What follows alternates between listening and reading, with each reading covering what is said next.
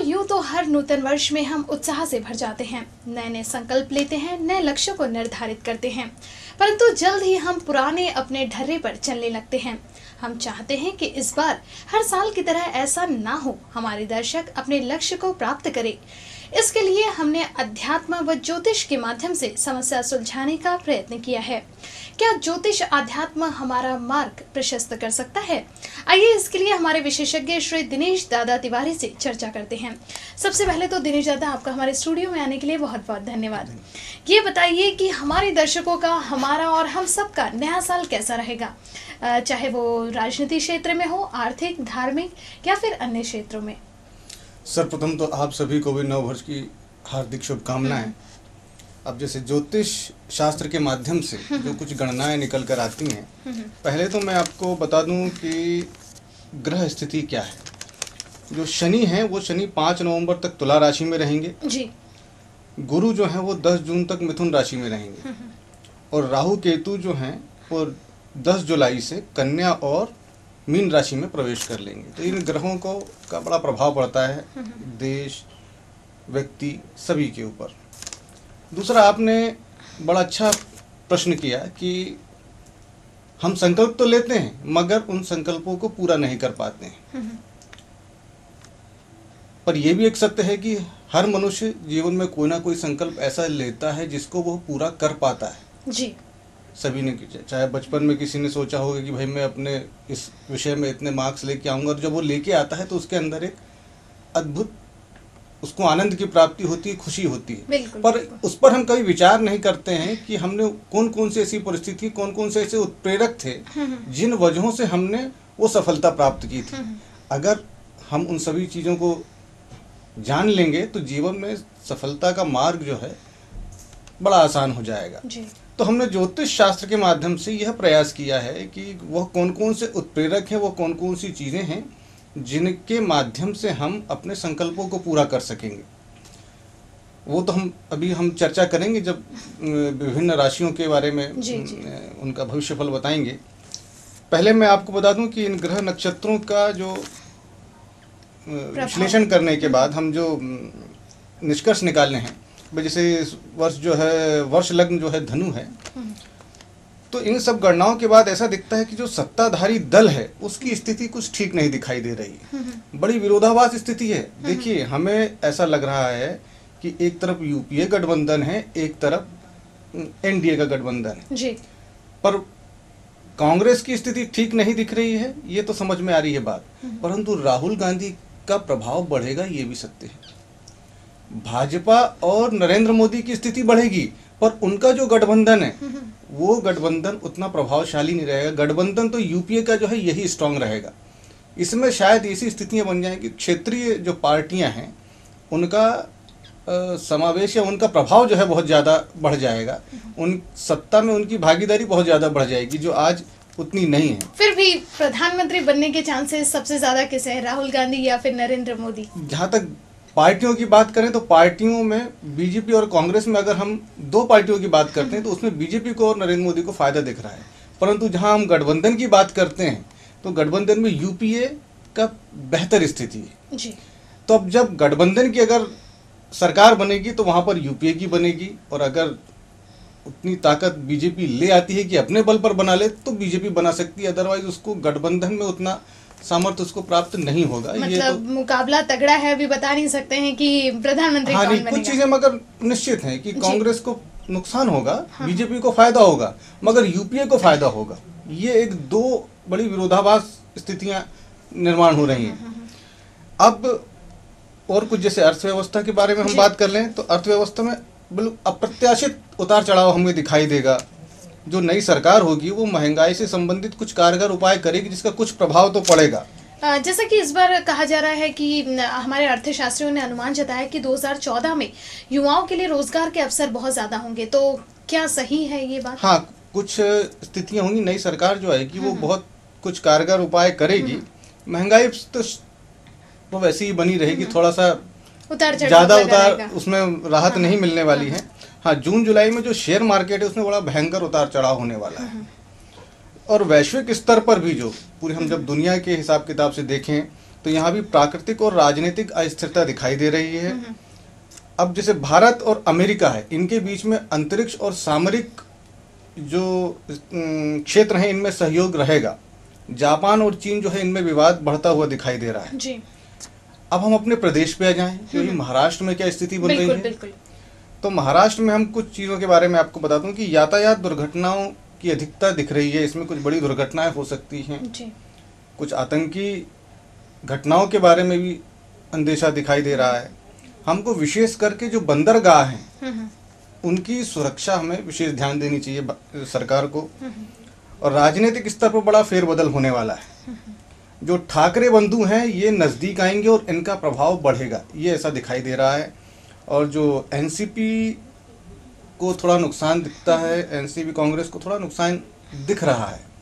और कुछ ऐसे व्यक्तित्व जो हमारे महाराष्ट्र की राजनीति में बड़ा प्रभाव रखते हैं, शायद अब उन बड़े व्यक्तित्व या बड़ी हस्तियों के अवसान का समय आ गया है जी। ये इस वर्ष तो ये कुछ चीज़ें निश्चित सी दिखाई दे रही हैं।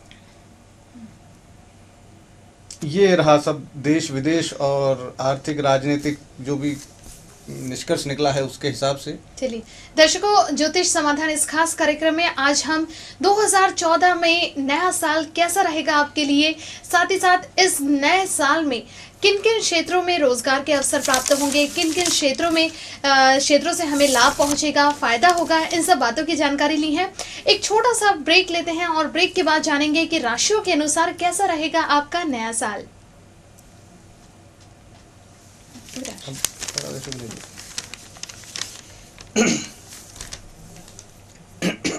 ब्रेक के बाद आपका स्वागत है। चलिए शुरू करते हैं अपनी चर्चा को। और पंडित जी, सबसे पहले बताइए कि राशियों के अनुसार कैसा रहेगा सबका नया साल। हाँ, ये भी मैं गणनाएं जो हैं मेरे ज्योतिष शास्त्र के माध्यम से भी मैं आपको बता दूं। और इसमें जैसे कि हमने अभी पहले चर्चा किए थे कि हर व्यक्ति अपने संकल्प को कैसे पूरा कर सके, तो मैंने उसके जो उत्प्रेरक व्यक्ति हों, देवता हों, वस्तु हों, उनके बारे में कुछ चर्चा भी करेंगे हम। मेष राशि की बात करें तो मेष राशि के लिए कैसा रहेगा नया साल? मेष राशि जैसे उनके लिए जून और दिसंबर ये 2 महीने ऐसे रहेंगे जो तो एक कष्टदायक होंगे उनके लिए। इनके लिए जो स्वतंत्र व्यवसाय करना ज्यादा लाभकारी दिखाई दे रहा है इस वर्ष। इनकी आमदनी में बढ़ोतरी होगी। जून के बाद विवाह के योग दिखाई दे रहे हैं इनके लिए। शिक्षा में अच्छे परिणाम इनको प्राप्त हो सकते हैं। स्वास्थ्य में ये रक्त संबंधी बीमारियों का विशेष ध्यान रखें। यात्राएं ज़्यादा होंगी। इस वर्ष इनका भाग्योदय निश्चित है। इनका इस वर्ष भाग्योदय होना तय है। इनके लिए उपाय यह है या इनके लिए जो उत्प्रेरक या प्रेरणादायक जो चीज़ है वो इनके पिता हैं। अगर ये अपने पिता को स्मरण करके या उनका आशीर्वाद लेकर अपने संकल्प को निश्चित कर लें कि इस वर्ष मुझे यह कार्य करना है और उसको उनको प्रणाम करके उस संकल्प को लें, तो निश्चित रूप से मेरा विश्वास है कि वह उनका संकल्प अवश्य पूरा होगा। अभी इसी तरह वृषभ राशि जी। वृषभ राशि के लिए भाग्योदय के लिए स्त्री वर्ग का सहयोग अत्यंत आवश्यक है इनके लिए जी। पत्नी का सहयोग अगर लेंगे अपने काम में या अपने जीवन में, ज़्यादा से ज़्यादा इनका लाभ उसमें होगा। जो वर्ष का पूर्वार्ध है वह बहुत लाभकारी है, परंतु जो उत्तरार्ध होगा उसमें जरा थोड़ा सा पारिवारिक और व्यावसायिक परेशानियां दृष्टिगोचर हो रही हैं। संतान पक्ष में भी थोड़ी सी परेशानी दिखाई दे रही है।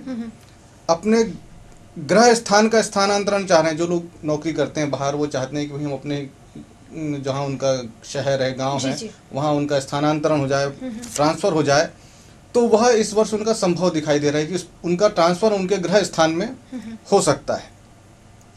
तो इनके लिए भी जो स्त्री वर्ग है वो लाभदायक है इस वर्ष इनके लिए। उनको अगर उनका सहयोग लेंगे, संकल्प करें, उनके साथ में संकल्प करें, उनको बताकर संकल्प करें, उनका सहयोग लें उस संकल्प में, तो इनको इनका संकल्प पूर्ति में वह इनके साथ होगा। अब इसी तरह मिथुन राशि को हम देख लें तो मिथुन राशि के जातकों के लिए विवाह की कामना करने वाले जो जातक हैं उनके लिए समय अत्यंत उपयुक्त है। जून के बाद जो सरकारी कामों में उनको विशेष लाभ दिखाई दे रहा है। गणपति और भगवान दत्तात्रेय की उपासना करेंगे तो इनको बहुत लाभ होगा। राजनीतिक व्यक्ति अगर हैं इस राशि के तो उनका प्रभाव बहुत अधिक बढ़ जाएगा। और जो टेक्निकल लोग हैं, तकनीकी क्षेत्र के जो व्यक्ति हैं, उनको भी विशेष लाभ दिखाई दे रहा है। और वर्षांत में जब उत्तरार्ध रहेगा वर्ष का, उस समय हृदय और सिर की समस्या इनकी बढ़ सकती है। तो थोड़ा स्वास्थ्य संबंधी उस विषय में सावधान रहने की आवश्यकता है। मतलब मिथुन राशि वालों को स्वास्थ्य संबंधी परेशानियों की समस्या हो सकती है, तो स्वास्थ्य संबंधी समस्याओं से वे सावधान रहें, इतना ही उनको कहना चाहूंगी। अब हम आगे लेते हैं कर्क राशि। जी। कर्क राशि के जातकों को थोड़ा शत्रु पक्ष से सावधान रहने की आवश्यकता है। थोड़ा शत्रु वर्ग जो है वो थोड़ा उत्साही हो जाएगा, उन पर भारी पड़ सकता है। हाँ। और जुलाई के बाद मकान गाड़ी खरीदने की इनकी जो इच्छा है वह पूर्ण हो सकती है। इनके लिए जो शुभ हैं वो है उनकी पत्नी, उनके छोटे भाई। इनकी अगर सलाह लेंगे, इनकी सलाह के आधार पर वो काम करेंगे तो उनको विशेष लाभ दिखाई देगा। मतलब कर्क राशि वालों को अपने शत्रुओं से सावधान रहना पड़ेगा, और महिलाओं की अगर वो मदद लेते हैं, सहायता लेते हैं, तो उनके लिए काफी लाभदायक होगा। छोटा भाई जो होता है हाँ, वो हाँ। आदमी की हिम्मत होता है। अगर जी, उसका जी। सपोर्ट रहे तो आदमी हाँ। के अंदर मनोबल में बड़ी वृद्धि होती है। जी। इनका भी साथ उनके लिए आवश्यक है। और जो सांझे के काम है, जो पार्टनरशिप के जो काम है, वो इस वर्ष इनको नुकसान पहुंचा सकते हैं। जी। और इनको हाथ और घुटनों से संबंधित रोग की संभावना दिखाई दे रही है। थोड़ा सा वहां पर सावधानी बरतें। आइए हम जानते हैं सिंह राशि के जातक जो होते हैं, जी। उनके बारे में क्या गणनाएं निकल रही हैं। इनको संतान प्रेम से संबंधित जो इनकी इच्छाएं हैं वो इनकी पूर्ण होती दिखाई दे रही हैं। पूर्वार्ध इनका लाभकारी रहेगा, परंतु उत्तरार्ध जो रहेगा वर्ष का वो इनके लिए प्रतिकूल हो सकता है। इनको अपने पूर्वजों का स्मरण करना चाहिए। अब जो पितर बोलते हैं, जिनको या पूर्वज बोलते हैं, उनका स्मरण करेंगे, उनसे प्रेरणा लेंगे तो उससे इनके जीवन के जो लक्ष्य हैं वो प्राप्त कर सकते हैं। नव वर्ष में जो भी संकल्प लें उसमें साक्षी या उनमें अपने पितरों का सहभाग या उनका आशीर्वाद प्राप्त कर लेंगे तो इनके लक्ष्य प्राप्ति में कोई समस्या नहीं होगी। तो इनको अपने पितरों का या पूर्वजों का आशीर्वाद प्राप्त करना है। इनको जो इनके नेत्र और जो सीक्रेट अंग होते हैं उनसे संबंधित समस्याएं दृष्टिगोचर हो रही हैं। इनको एक चीज़ और ध्यान रखनी है, किसी स्त्री से अगर इनकी दुश्मनी है तो वे सावधान रहें, वो इनको काफ़ी परेशानी में डाल सकती है। अभी हम देखते हैं कन्या राशि। जी। कन्या राशि के जातकों के लिए अच्छी खबर यह है कि इनके पुराने संजोए हुए जो सपने हैं वो साकार होते दिखाई दे रहे हैं। मकान पद वाहन की इच्छाएं पूर्ण होती दिखाई दे रही हैं। यह आपके लिए बहुत यादगार वर्ष होने वाला है। स्त्री वर्ग आपके भाग्य को और अधिक चमका देगी। उनका साथ रखिए, उनकी अनुकूलता बनाए रखिए, तो इससे आपका भाग्य और अधिक चमक जाएगा। थोड़ा वर्ष के पूर्वार्ध में शुरू में सावधान रहने की आवश्यकता है। पारिवारिक द्वेष से नुकसान पहुंच सकता है। इनके लिए भी जो स्त्री वर्ग है उसका सहयोग लेते हुए अपने लक्ष्य को निर्धारित करें तो इनका लक्ष्य भी पूर्ण हो सकता है। आइए हम जानते हैं तुला राशि के जो जातक हैं उनका भाग्यफल क्या कहता है। इस वर्ष ज़्यादा अनुकूलता नहीं दिखाई दे रही है। परिश्रम बहुत अधिक करना पड़ेगा और परिणाम उसके अनुरूप हमें शायद नहीं मिलेंगे। छोटे भाई बहन जो हैं उनका सहयोग हमें प्राप्त करना है। उनके सहयोग से कुछ जो समस्याएं हैं वो दूर होती दिखाई दे रही हैं। आप अपनी जो गुप्त बातें हैं वो किसी को उजागर ना होने दें, उससे आपको बहुत नुकसान हो सकता है। कुछ राजनीतिक लाभ भी दिख रहा है, मिल सकता है आपको कुछ राजनीतिक लाभ। आप अपने गुरु का स्मरण करें, आशीर्वाद लें, ये आपके लिए अत्यंत लाभकारी होगा। आइए अब हम जानते हैं वृश्चिक राशि के जातकों का भाग्यफल क्या बोलता है। जो वृश्चिक राशि के जो जातक हैं, जून के बाद सचमुच उनका बेहतरीन समय प्रारंभ हो रहा है। उस समय उनके अनुकूल चीज़ें होंगी, जो इच्छाएं वो चाहते हैं वो उनकी पूर्ण होगी। शिक्षा में अच्छे परिणाम प्राप्त होने के संकेत दिख रहे हैं। छोटी बहन की चिंता शायद इनको बनी रह सकती है। जी। चाहे उसके विवाह की हो या उसकी पढ़ाई की हो, अक्सर इनको छोटी बहन की चिंताएं इस वर्ष थोड़ा सा हो सकती हैं। इस वर्ष इनके भाग्य में धन आगमन है। इस वर्ष इनके भाग्य में तो निश्चित रूप से आएगा। वर्ष के पूर्वार्ध में थोड़ा प्रतिकूल है, जो शुरुआती वर्ष का समय है वो थोड़ा इनका प्रतिकूल है। शारीरिक और मानसिक तनाव रह सकता है शुरू में इनके। इनको जो हनुमान जी हैं, हनुमान जी की माता अंजनी उनका नाम है, माता अंजनी का स्मरण करेंगे अपने कार्यों में, उनका स्मरण करके अपने लक्ष्य को निर्धारित करें, हनुमान जी को प्रणाम करें और अपना जो न्यू ईयर रेजोल्यूशन लेते हैं, नए संकल्प लेते हैं अपने, उसको लें, आपको निश्चित रूप से उसमें फायदा पहुंचेगा। आइए हम जानते हैं धनु राशि के जातकों का भाग्यफल क्या कहता है। इस वर्ष का प्रारंभ भी धनु लग्न से ही हो रहा है, तो वर्ष का पूर्वार्ध लाभकारी है आपके लिए। इस समय आपकी संतान, व्यापार, विवाह, राजनीतिक अभिलाषाएं जो हैं वो पूर्ण होती दिखाई दे रही हैं। थोड़ा चोरों से सावधान रहने की आवश्यकता है आपको। उत्तरार्ध में मानसिक एवं शारीरिक परेशानियां बढ़ जाएंगी। आपको हनुमान जी, गणपति, इनका पूजन आपके लिए अत्यंत लाभकारी है। इनको प्रणाम करें, इनके समक्ष अपने नए संकल्प को लें, तो इनकी कृपा से आपके संकल्प, आपकी मनोकामनाएं जरूर पूर्ण होंगी जी। आइए हम जानते हैं मकर राशि के जातक। मकर राशि के जातकों को का भाग्यफल इस प्रकार है कि वर्ष के पूर्वार्ध में स्त्री वर्ग से धनागमन की आवश्यक संभावना दिख रही है। मैंने स्त्रियों वर्ग से सहयोग में रहेगा, तो अगर उनका साथ लेंगे, ये उनसे अनुकूलता रहेगी, तो इनको धन इनके भाग्य में उस समय आएगा। वाहन, मकान खरीदने में कुछ रुकावटें आ सकती हैं। जून के बाद स्थितियां अनुकूल हो जाएंगी। जून तक बहुत राजनीतिक गतिविधियों में आप हिस्सा लेंगे, बहुत पॉलिटिक्स में आपका इंटरेस्ट बना रहेगा। जो वर्षांत है, वर्ष के अंत में आपका बेहतरीन समय शुरू होने वाला है जी। अपने छोटे भाई की सलाह पर विशेष ध्यान दें। छोटे भाई आपके छोटे हैं तो क्या वो मगर आपको विशेष सलाह देंगे और उससे आपको लाभ प्राप्त होगा। ये रहा मकर राशि के जातकों का राशिफल। आइए हम देखते हैं कि कुंभ राशि के जातक ये क्या कहते हैं। फर्स्ट हाफ जो है इनके लिए बहुत अच्छा होने वाला है। इनके जो शिक्षा से संबंधित, संतान से संबंधित, प्रेम से संबंधित जो इनकी इच्छाएं हैं वो पूर्ण होती से दिखाई दे रही हैं। और जो दूर स्थान है, दूर स्थानों से की जो इनकी यात्राएं हैं वो इनके अंदर जागृत होंगी कि मुझे विदेश जाना है या दूर स्थानों में कहीं यात्राओं के लिए जाना है, वो इच्छाएं इनकी जागृत होती से दिखाई दे रही हैं। नौकरी या जो स्थान परिवर्तन है या ट्रांसफर में कुछ रुकावटें आपकी आ सकती हैं। इनके लिए जो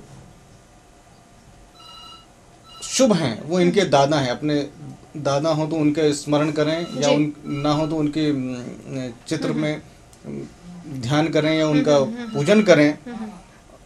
और अपने अधीनस्थ जो हमारे नौकर होते हैं या हमारे अधीनस्थ काम करने वाले होते हैं, उनको खुश रखेंगे, उनका सहयोग लेंगे तो इनके लिए बहुत लाभकारी होगा। विवाह के लिए भी यह समय इनके लिए बहुत अनुकूल है।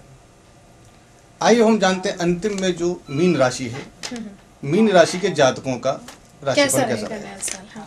इस वर्ष व्यापार के लाभ के अनेक माध्यम बनेंगे, मतलब एक मार्ग से नहीं, अनेक मार्ग आपके ऐसे बनेंगे जिससे कि आपको धन आगमन आपको होगा, आय आपको प्राप्त होगी।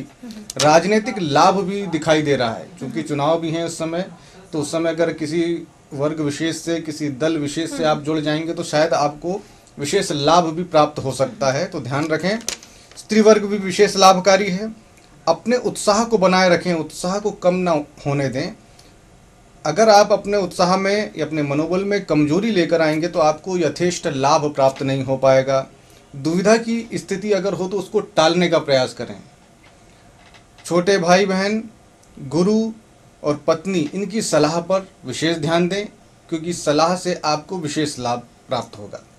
तो ये रहा देश विदेश, आर्थिक, राजनीतिक और हमारी 12 राशियों का जो संक्षिप्त एक राशिफल है उनका।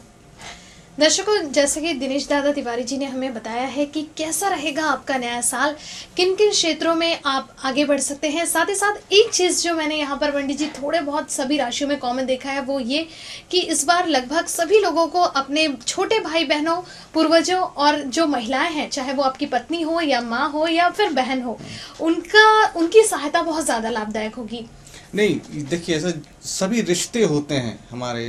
तो हम जब कुंडली जब अध्ययन करते हैं ग्रह नक्षत्रों का, तो हर ग्रह नक्षत्र किसी ना किसी रिश्ते को प्रतिनिधित्व करता है।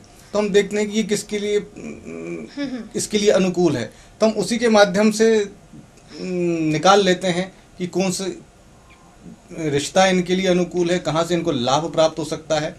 तो जो शास्त्र होते हैं वही हमें मार्ग दिखाते हैं कि भाई हम किस प्रकार से इनका लाभ उठा लें। रिश्तों को तो वैसे मजबूत बनाना ही चाहिए, मैं हर बार बोलता हूँ। बिल्कुल बिल्कुल। और देखें, शायद ये हमेशा लाभकारी सिद्ध हुआ है।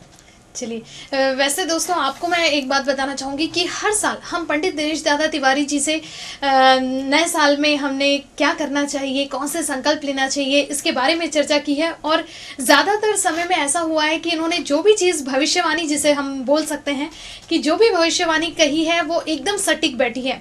उम्मीद करते हैं कि इस बार जो भी इन्होंने बताया है कि आपके नए साल 2014 में, चाहे वो देश विदेश की बात हो या फिर आपके निजी ज़िंदगी की बात हो, सारी चीज़ें सही हो और एक नए संकल्प, नई ऊर्जा के साथ आप नए साल का स्वागत करें। पंडित जी, मैं चाहूँगी कि अंत में आप एक ऐसा मैसेज हमें, हमारे दर्शकों को दीजिए नए साल के उपलक्ष्य में। जो हमारी समस्त चर्चा हुई है, इस चर्चा में ही इसका सार है। सार यही है कि आदमी अपने मनोबल से सब कुछ प्राप्त कर सकता है। तो संकल्प जो होता है, हमारे अध्यात्म में संकल्प को ही ब्रह्म कहा गया है। अगर आप अपने संकल्प करें और उसको प्राप्त करने के प्रयास करें तो मेरे हिसाब से वही ईश्वर को प्राप्त करने के बराबर है। तो आप अपने संकल्प को ही अपना ईश्वर मानें और उसको प्राप्त करने की कोशिश करें, तो आपके जीवन के जो भी समस्याएं हैं वो दूर होंगी और आप आनंद को प्राप्त होंगे। चलिए दर्शकों, ज्योतिष समाधान इस खास कार्यक्रम में कैसा रहेगा आपका नया साल 2014 में, तरक्की के द्वार खुलेंगे आपके लिए, किन किन क्षेत्रों में आप जाएंगे, किन किन क्षेत्रों में प्रगति करेंगे और वैवाह की इच्छा रखने वाले लोगों की भी मनोकामनाएं पूर्ण होगी, क्या करें क्या ना करें, इन सारी बातों पे हमने चर्चा की है। उम्मीद करते हैं कि आपको हमारे ये कार्यक्रम पसंद आया होगा। अगर आपको हमारा ये कार्यक्रम अच्छा लगा तो आप हमारे नीचे दिए गए वेबसाइट पर संपर्क कर सकते हैं। हमारा वेबसाइट है www.inbcn.in। ज्योतिष समाधान में मेरे साथ फिलहाल के लिए इतना ही। बाकी खबरों के लिए आप बने रहिए इनबीसीएन के साथ। नमस्कार।